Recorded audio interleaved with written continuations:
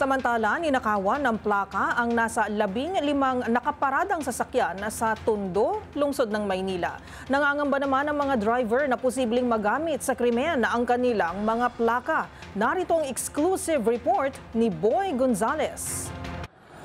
15 sakyan nang ninakaw ang mga plaka sa kasagsagan ng malakas na pagulan kanina madaling araw sa Tondo, Maynila.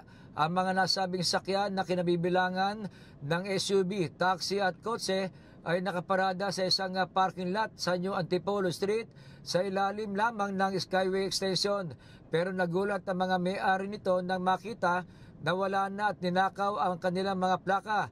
Ayon kay Armando Villar, dating kagawad ng Barangay 217 na siyang caretaker, nadiskubre niya na maraming sakyan ang nawala ang mga plaka. Isa-isang nagreklamo ang mga may-ari ng sakyan ng ibang plaka ng sakyan ay harap at likod ang ninakaw. Nangangamba ang mga may-ari ng sakyan na maaring magamit sa ilegal na paraan ng kanilang mga plaka kaya umaasa sila na maaresto agad ang mga kawatan. Inaalam na ng Manila Police District Station 7 kung sino o anong grupo ang responsable sa pagdanakaw ng mga plaka ng 15 sakyan sa Tondo.